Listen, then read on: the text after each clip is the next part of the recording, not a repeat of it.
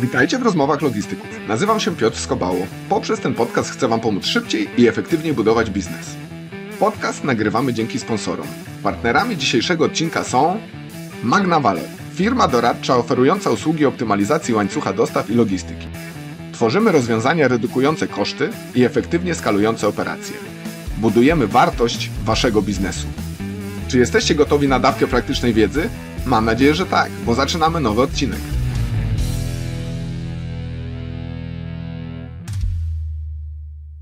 Hello everyone, welcome again in Logistic Talks or Rozmowy Logistyków.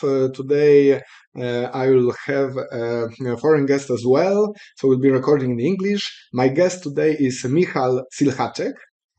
Michal is a versatile senior leader who brings over 3 decades of business and 25 years of leadership and managerial experience from various parts of the global supply chain. Michal currently works and holds the role of head of global land transportation in IKEA, but he was with IKEA for over 30 years. He's a strategic thinker and a pragmatic executor, fostering a culture of togetherness and collaboration. And I think it will be a perfect guest to speak transportation on a global level, which we want to do today. Hello, Michal. Cheers, Piotr. Thank you very much for inviting me, and thanks for the very kind words at the beginning. Then I have nothing more to add. Yeah, so and Michal is also from Czech Republic, so he's working globally, and let's say he'll be doing the talking, what he did and what he does today. However, let's say we are, in that sense, quite close. So, Michal, my first question has to be when I read Global Land Transportation IKEA, and I can use my imagination. So how many loads or how many truckloads or how many containers, how many truck equivalent are we talking about on a yearly basis in such a big company as IKEA?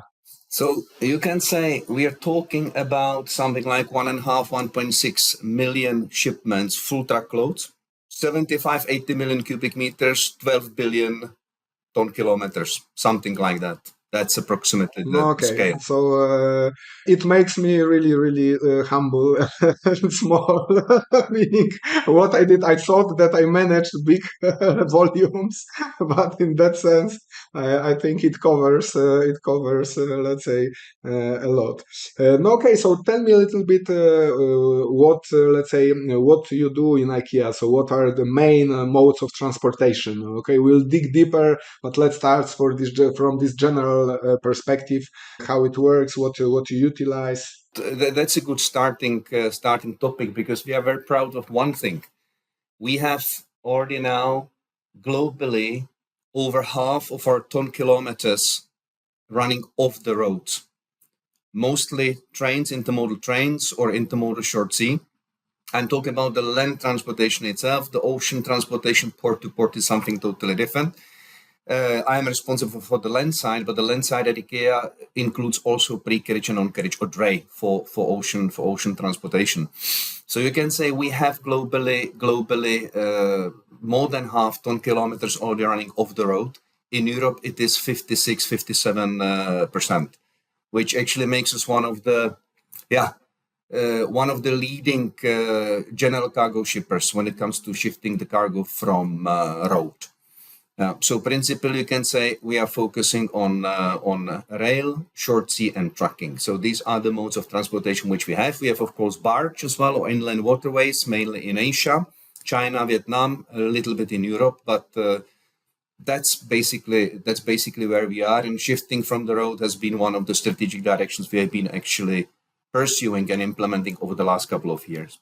Okay, so the question would be, so how do you decide between trucks and trains, or trucks and river for the specific route? So what type of approach, analysis, strategic approach, and then tactical in order to make it happen? Principally, we start from the strategic directions and from the way how we look at transportation at IKEA, because we look at transportation from the perspective of transport capacity, which we procure, which we bring into our internal system. We don't own any equipment. We don't own any trucks. Everything what is the means of transportation and all that comes from our service providers, from carriers or forwarders. And you can say when we are looking into capacity, transport capacity, we always look into three perspectives. One is the perspective of it's a quantitative perspective. How many cubic meters we need in whatever geography. We are talking about the global geography, which is around 11,000 routes. And as I said, it's around 75, 80 million cubic meters, which we need to transport on a yearly level. So that's the quantitative part. Then we have the qualitative part when we are saying, okay, that transport capacity which we want to bring into our system needs to fulfill certain requirements. And these requirements are related to decarbonization, they are related to social agenda, they are related to quality, they are related to precision, they are related to road safety, they are related to, in the future, air quality, and of course, prices. So that is our starting point. We are not a price buyer. We are not a company who buys for the price. On the other hand, we have very competitive prices. Usually, that comes with the long-term relationships, with, according to me, quite fair treatment of the service providers, and really building, so to say, the relationship for both good and bad times. So you can say that when we do tenders or develop business through business cases, we always have the whole package of requirements in place. And the third perspective, quantitative, qualitative, the third one is time perspective. Because we know that transportation is a kind of unstable equilibrium, you can say. It's moving and developing all the time. The networks are changing, the flows are changing, the preconditions are changing, regulation is changing, our requirements are changing, our needs are changing. So the time perspective is also very important, because that's the agility which we need to bring into that procurement and implementation and deployment process of transport capacity. So all these three we always consider.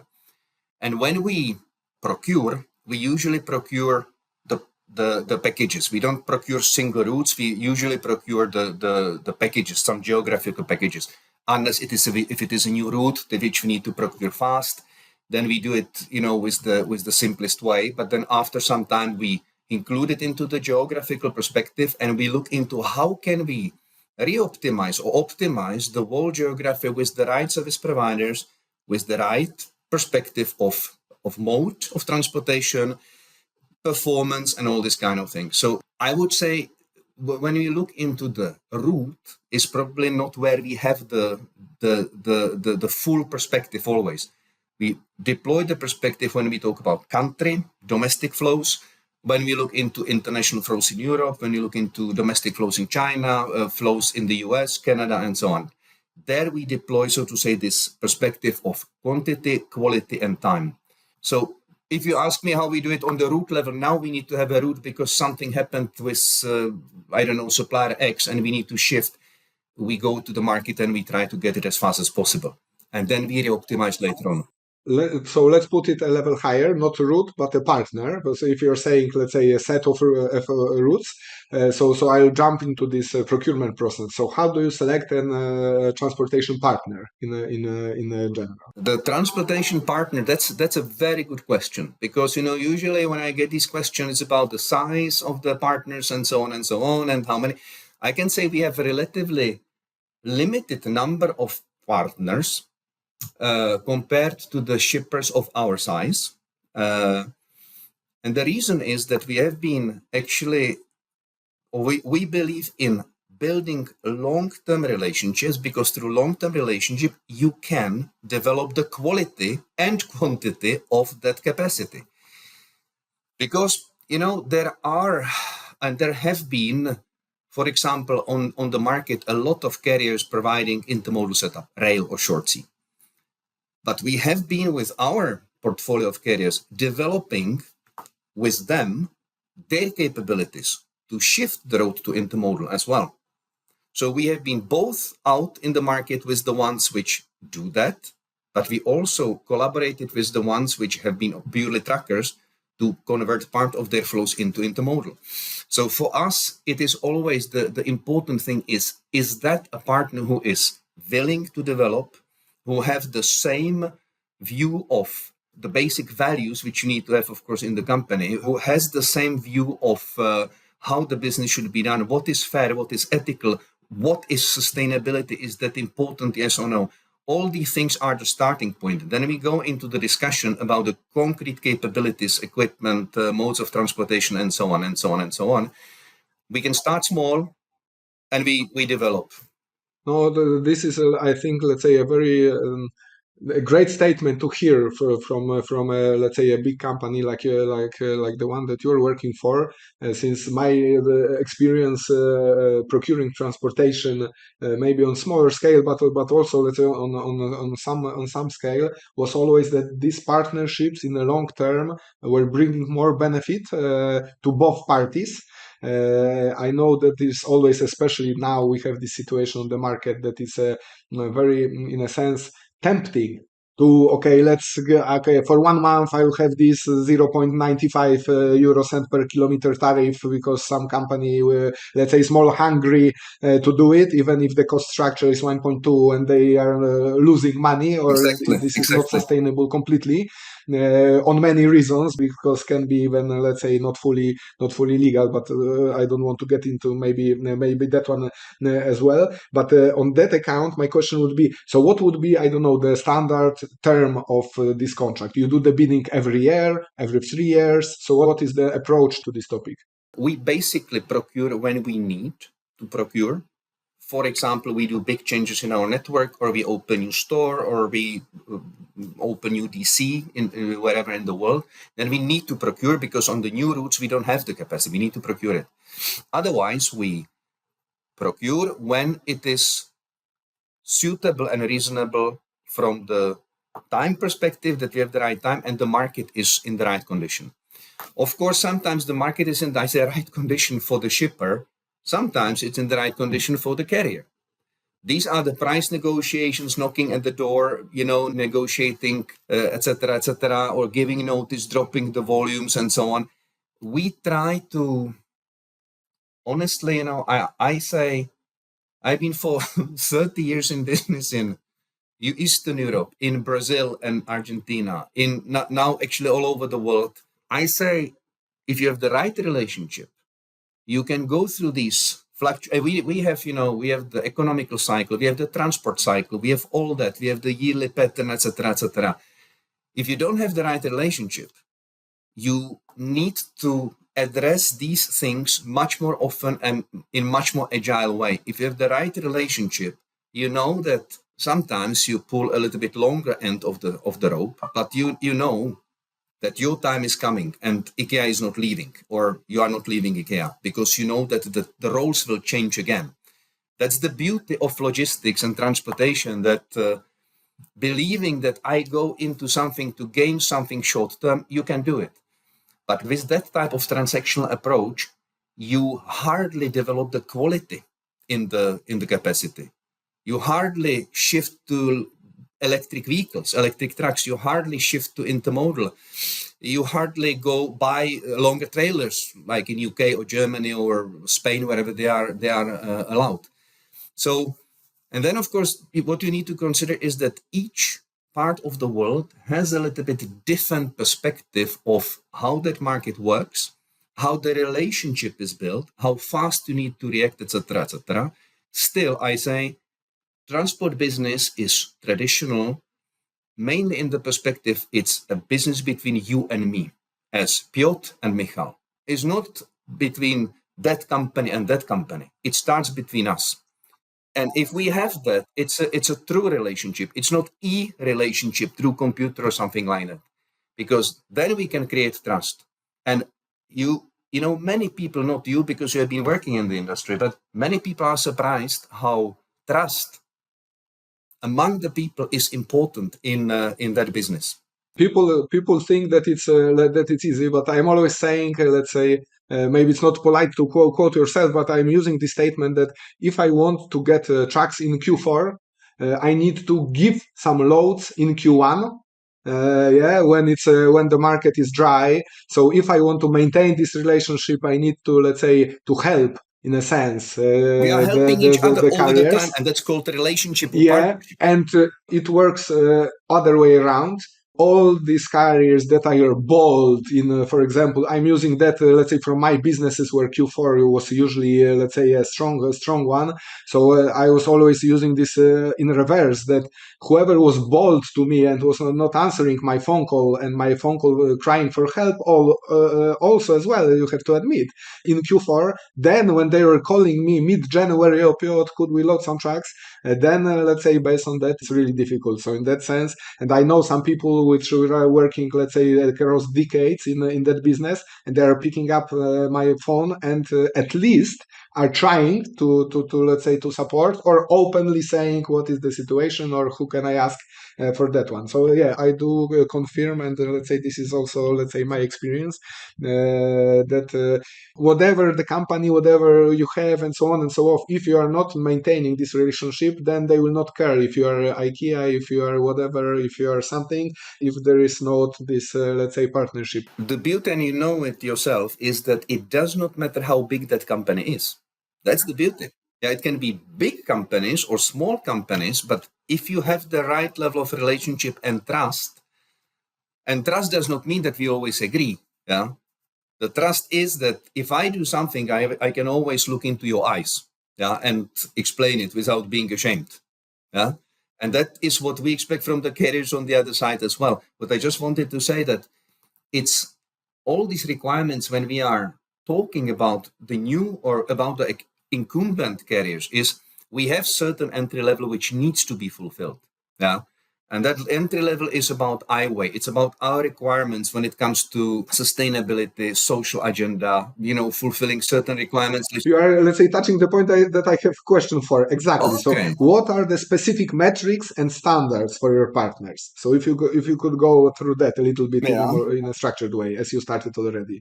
So you can say we are always looking into when we are starting the relationship, we are looking into the perspective of what we call highway is a code of conduct, where we have a couple of, let's say, sections or subsets of questions which need to be answered and which need to be answered with or ticked off. They are related to handling the people, handling the drivers, legislation, how the sustainability, the ecological part of that is handled, and so on. It is about labor law, standard question of that kind. It is about supply chain security and the risk. We are looking into all potential carriers from the risk perspective and supply chain security as well, to make sure that we are bringing in, so to say, the carriers who are at a certain moment already, how to say, mature enough to start handling, so to say, the big business. And it does not mean that they have to have 2,000 trucks. That I'm not meaning.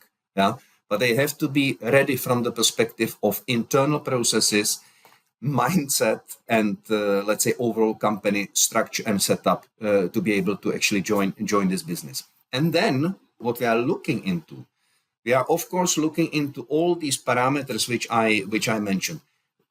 It is, of course, about the price, but it's about what comes with this price. Yeah, it's not only the route and the truck.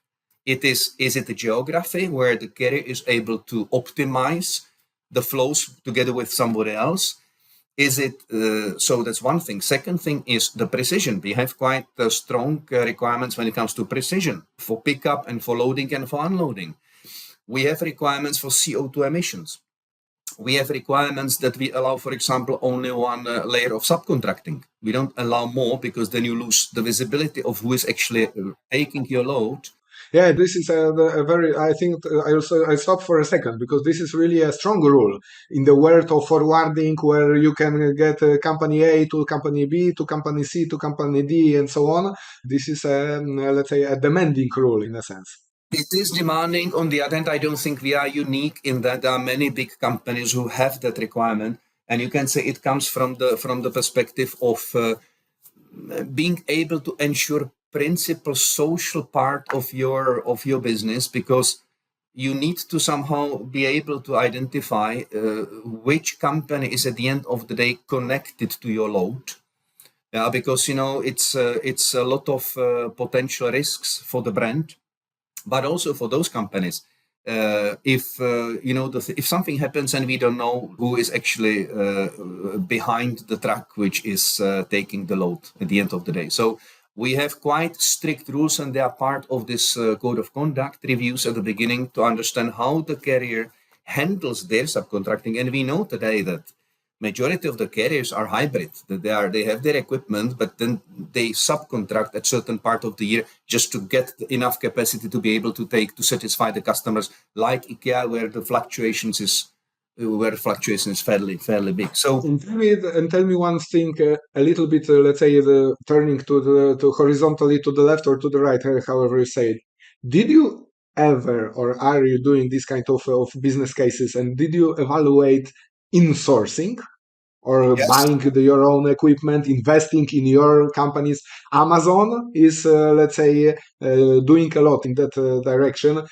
Some years ago, I think it was many years ago already, but I was in the recruitment process to Amazon here in Luxembourg in Europe for the position of this land transportation within EMEA, meaning in Europe region. And already then they were discussing, let's say, buying and insourcing or buying the transport companies, so doing merger and acquisition in that sense, to cut these DHL, let's say, containers that they were using, and so on and so on. So did you ever evaluate this kind of approach? you can say like this, yes, and you can say one thing is the standard approach to the market, which is you go out and you have a transactional relationship with the carriers and then you drop them and so on.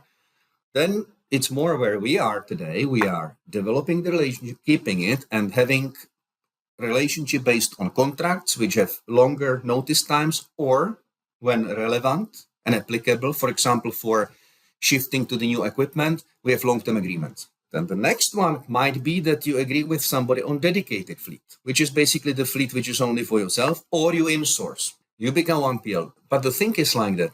All those decisions or all those, let's say, solutions need to reflect how your supply chain is built. It's not a transport solution itself which decides that. It's the whole supply chain end to end, how you're building it. If you are able to use that equipment better than if you would subcontract that from somebody in long-term agreement, even with fixed quantities as dedicated fleet, do that. Our topic is we have flows which are not balanced. We have, if I take Europe, where the majority of the biggest part of our flows, we have something like 6% of the flows which are potentially, A to B, B to A. But then there is a different requirement, for example, for the equipment, because it might be raw materials for our own factories. And there's sometimes use different equipment. So, we principally, if we would insource all transportation, first of all, I don't know how we would insource trains. That would be challenging, and vessels. Yeah, good one. But you can say we have been calculating that, and it's not a long time ago, we have been looking into it because, of course, these questions are around, and there are fairly big fleets which are actually 1PL. You can say it's in food, beverages, and so on. It's quite a lot. Amazon has bought something, etc., etc. But should we do that, we would need to fundamentally change our way how we plan the supply chain operationally, and still we would not be able to reach the cost levels and the emission levels which we are getting when we actually let the carriers to network for us together with somebody else. All those solutions have pluses and minuses. For us, we are a low-cost company. Yeah, we have we are for the many people. So for us, every cost, because normally the dedicated fleets cost you around 30% more. Yeah, but 30% more is a lot. It's a lot. And in the products which IKEA is selling, we are having quite cheap cubic meter or quite low price of the cubic meter. All these things are directly go to the customer. Yeah. So we are very careful about insourcing or not insourcing and so on, or dedicated fleets, because you need to find the right advantage for this extra cost, and we are getting those advantages already from the carriers. And so in that sense, let's say I fully agree. I wanted to hear it from you since, let's say, these flows are much bigger, but let's say many times or in many organizations that I had a chance to work or to advise, it was usually the case, or I was really rarely, I've seen, let's say, some advantages coming from insourcing. Okay, there are some businesses which are very particular, I don't know, Windows, or let's say some topics which are really, let's say, specialized, and that I can understand, but always a company that is optimizing itself, and in transportation it's all about optimization. So if the truck stands, of course it doesn't earn, and so on and so on. But it's a really interesting topic. For sure might be, let's say, a little bit different for Amazon, where they have a lot of flows also between these, let's say, between these distribution centers. That's in a the sense. point. I think you're exactly touching that, because if you, and again, as I said, I don't say it's right or wrong. I just said that for our current supply No, it's chain not. is not It's not. suitable. If yeah.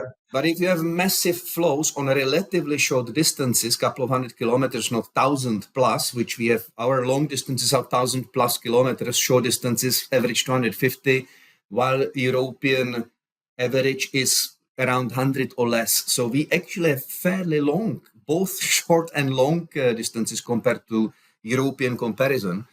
If you have massive flows that basically you can create a shuttle based on, drop trailers and all these kind of things, it is probably very relevant thought and very relevant solution. We have not found for ourselves any scale which would make sense to actually deliver us the multiple advantages, except for having a truck. I believe that the carriers We know have to better how talk to do it. sustainability. We have to talk sustainability, Michal, since from my perspective, you are one of the leaders in, let's say, in driving the market, in changing the market as IKEA. I had the pleasure to let's say, advise some logistic operators who are participating in tendering for IKEA, and I know that you already expect some percentages of electric fleet and so on and so on. Can we get to this topic of sustainability? So what role does sustainability play in your procurement process currently? You can say sustainability is not only for transportation, it's for the whole IKEA is a fundamental issue which is inherent in the way how IKEA operates, in the way we address the market, we address the customers, we serve the customers, and so on. Specifically for transportation, we said in 2030 we want to have 70% less CO2 per shipment versus 2017. So 2017, 2030, which makes 13 years, minus 70% per shipment. Now in 24, we are in the middle. Yeah.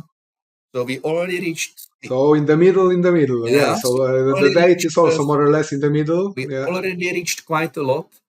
And you can say the majority of the saving today is not electric trucks. It is intermodal.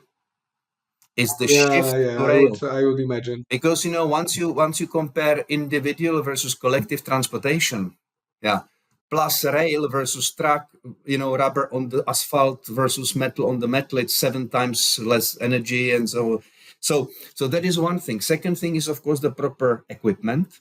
Where we are using the biggest equipment possible. Mega trailers, the big trailers, now the longer trailers in Germany, long trailers in the UK. So that's the second thing. And of course, trying to fill them up as much as possible. Then HVO is a big thing. We have been actually deploying now. We deployed HVO, I think it's like 6 years ago already in Sweden. So it was our first country, which we basically, where we actually eliminated fossil fuels in the domestic flows. Then we were adding Italy. Now recently we added Germany. We added Austria, Benelux, UK. If I may, what was the price change? Just I don't know. Okay, if it's too detailed, but it's okay. Just to have this. You can say there are countries where the prices are few percentages, and then you principally do not see it too much in the prices. In some cases, it is a little bit more. but then it is, it's maybe 10% more expensive. In some cases, 15% more expensive. I will not. Yeah. So when you take So the I'm asking, yeah, the reason why I'm asking is that on some conference, I think like 1 or 2 years ago, I heard some COO, so some operational chief operation officer from a big transport company here in Poland with like few hundreds at least trucks, and he was saying that they invested quite strongly. They bought like 100 or 200 trucks for that fuel. No, and he wasn't too happy, I would say, business-wise in terms of, let's say, overall. But I understood, I think the let's say the underline was that the customers are not so much, let's say, interested but you mean in that you mean equipment for biogas or for HVO? for HBO. Because normally, our experience is that the HVO is used in the standard engines, and you just need different filters. Yeah. So principally, you can say the HVO, you use the same equipment which you have. It does not increase too much the operational cost of the equipment. What you have to buy, of course, is to buy the HVO and some. Yeah. I think, let's say, he was referring to the total investment. So in the sense, he was calculating that, And let's say, that that could it be was. because, some time ago, the HVO, first of all, it was not so much available in Poland, and then the price was Yeah, and different. it was 3 years back. Yeah, And so that is so changing so as no, well. okay. Anyhow, yeah. It's changing. So coming back to this, let's say, sustainability. So not only electric, but intermodal. But again, you expect electric, some percentage of electric cars to be in the fleet, or how it looks. You can say even HVO is taking away 80%, but not 100. So this is a step in between, but very strong step. Yeah? But electric, that is something which will be one of the parts of the future. And we should not forget that when we talk about rail, it is electric already. So when we speak about electrification of transportation, we have 70% of the European railways already electrified. So electrification of transportation is nothing new, in fact. But when it comes to battery electric vehicles or fuel cell vehicles and so on, it's something else. The truth is that, if you charge them with the green energy, it is zero emissions. Yeah. Then we can go back and debate, batteries and the risks and where they are produced and all these precious soils and I don't know what, and what we do with the batteries afterwards and so on. It's a big debate, very relevant debate. Not all answers are there, but you can say in some part of the world, it's very much politically driven, the electrification when it comes to battery electric vehicles, so that's what it is. Nevertheless, considering the fact that there is 80+% of the energy which goes in is utilized, it's something which speaks for battery electric vehicles compared to, for example, ICE, hydrogen, where you have internal combustion engine, where you use 36-40% of the energy which goes in. Classical combustion engine, 40%, the good engines and so on. So one thing is the emissions, and the second thing is the amount of the energy which needs to be generated to run these trucks. So if you would need to generate for X amount of trucks through electricity, hydrogen, or you create electricity which goes into the batteries, the consumption through the battery electric vehicles is lower. So it's another advantage which we are not looking too much into today, because now it's like, oh, it's expensive and it's heavy and so on. Yes, it will develop. It will develop, and it's developing already. The second generation of battery electric vehicles, which you see in the markets from the main OEMs and the newcomers which are coming, is 500. Some declare 600-700. So these issues of charging here and there, and I will stand up to stop somewhere in the middle of the road, it's gone. It's gone. These problems. Okay, so in that sense, what would be, let's say, the main challenges? Let's Main say, so if it's challenges, changing, so what?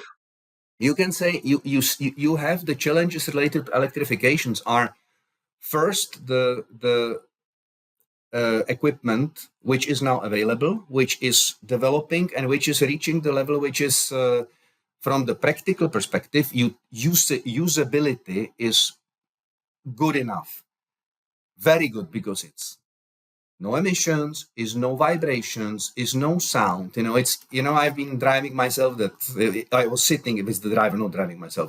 It's beautiful. You don't hear anything, no vibration, nothing. So that's one thing. It costs more money. That's first thing. And then comes the second thing is the energy, infrastructure and the energy cost. Because if the energy cost is not fundamentally different compared to the diesel, you are not offsetting the disadvantage of the more expensive equipment by lower consumption of the energy in money. So you need to find a way how you operate that fleet, and you need to create preconditions that fleet is actually reaching higher level of productivity.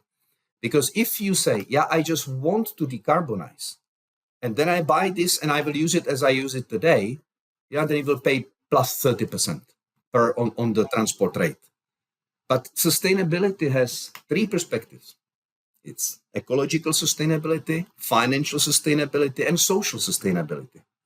Social is the one that we people don't want to make too many new things outside our comfort zones. Yeah. So we don't want to be pushed out and be told, you can drive this truck only during this time, and then, you can take your load only here on this highway. We don't like it. We don't want it. So when we talk about sustainability, and you took it, and we started taking it from the ecological perspective, we should not forget this economical and social as well, because these are the three perspectives of sustainability which we always need to have with us. And talking about battery electric vehicles, today, if you are able to create own charging infrastructure with, for example, panels from the roof, and you are getting the energy which is at very good cost, and you are able to increase, principally we are saying as a guidance, double amount the kilometers that truck is driving per day, you are cost-wise at home. It's the same.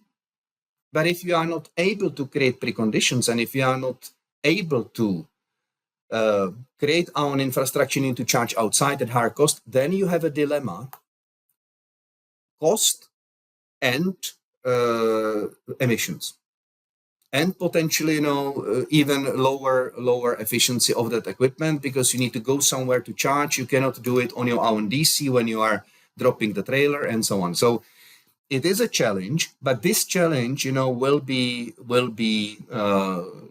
sorted out step by step in clusters. We have requirements. We have today in our network around 160 battery electric vehicles, heavy duty vehicles around the globe. I say we, it's our carriers. Yeah. And usually it comes with long-term agreement or something like that, or some preconditions, because, we cannot just say, we want you to buy this equipment, but maybe in 2 months we make a tender and you are out. No, that is something where we also take the part of the risk, because if we want this new equipment to come and we want to learn around it, together with the carrier and together with OEMs, with the truck manufacturers, we have to also create some preconditions for that on our end. And that is what we have been doing. We have been looking into where we can deploy these, and we always do it together with the carrier. At the beginning, we also do it together with the OEM. So we have a OEM with specific equipment, carrier, and ourselves, and we are looking into how can we create, so to say, the best setup that would decrease the overcost as much as possible, and which would allow us, so to say, to deploy and to learn and make sure that we are also creating, so to say, the preconditions for the future. Because once they start building charging infrastructure somewhere, later on comes somewhere else, and suddenly are starting building a kind of network, step by step, private, public, semi-private, and the things start becoming, more normal than or will become more normal than it is today. Yeah. But the close collaboration with OEM is an absolute must, at least for us, because we are learning. We are also describing our requirements and so on. And we actually have the partnership with all main OEMs directly. We don't buy from them the trucks, but we build the business cases together. So what would you say, let's say we have few minutes left, what would you say are the biggest challenges in managing, let's say, global transport for like short and mid-term future? So like in 2, 3, 5 years. So what do you see as the biggest challenge, let's say, looking from your perspective with, let's say, big volumes with different transport modes and so on and so on? I would say the biggest challenge and opportunity at the same time, which we have, and I say we as IKEA, but I think all shippers, the whole society, is the underutilization of transportation and logistics in general. Many, it depends on the country, but 15 to 30% of ton kilometers run empty, or loads are empty. The driver on short distances drives 2 hours out of 8 hours, for example.